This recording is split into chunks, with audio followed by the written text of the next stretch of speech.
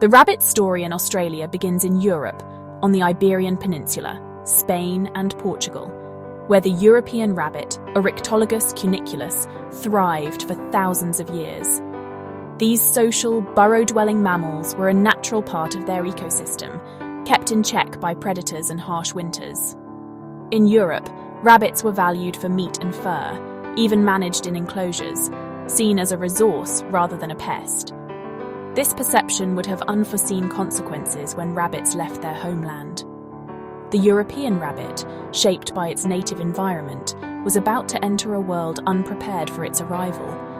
This small, unassuming herbivore was on the verge of becoming one of history's most destructive invasive species. The stage was set for an ecological drama that would change a continent forever. And so, the rabbit's journey to Australia began.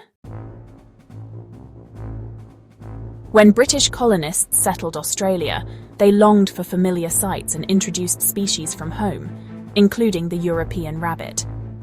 The first fleet brought a few domestic rabbits in 1788, but the real turning point came in 1859.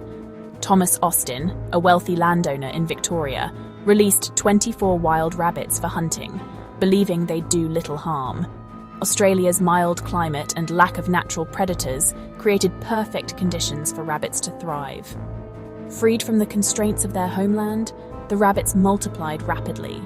Austin's small act unleashed an ecological force that would sweep across the continent. The desire to recreate England in Australia had set a biological chain reaction in motion. The rabbits were about to demonstrate their incredible capacity for survival and reproduction. The invasion had begun. The spread of rabbits from Austin's estate was shockingly fast. Within years, millions of rabbits swarmed across Victoria and into New South Wales, advancing over 130 kilometres a year. Their legendary breeding turned a handful into hundreds of millions within decades. Rabbits adapted to every landscape, digging warrens, crossing rivers, and devouring everything in their path. For farmers, the land was transformed from green to barren almost overnight. Swarms of rabbits left nothing for livestock or native animals. The scale of destruction was unprecedented, a national crisis in the making. Australia was under siege by a relentless tide of fur. The rabbit invasion devastated Australia's environment and farming communities. Millions of rabbits competed with sheep for food. 8 rabbits could eat as much as 1 sheep. Pastures vanished, forcing farmers off their land and crippling the agricultural economy. Rabbits destroyed native plants down to the roots, causing massive soil erosion and turning productive land into wasteland. Native animals like the bilby and bandicoot couldn't compete, many pushed to the brink of extinction. Burrowing rabbits destabilized the ground, worsening erosion and damaging buildings and fences. The economic costs soared into the billions, affecting nearly everyone outside the cities. The delicate balance of Australia's ecosystem was torn apart. The continent was truly under siege, and a desperate battle for survival had begun. The fight against the rabbit had become a national emergency. Australians launched a desperate war against the rabbit plague.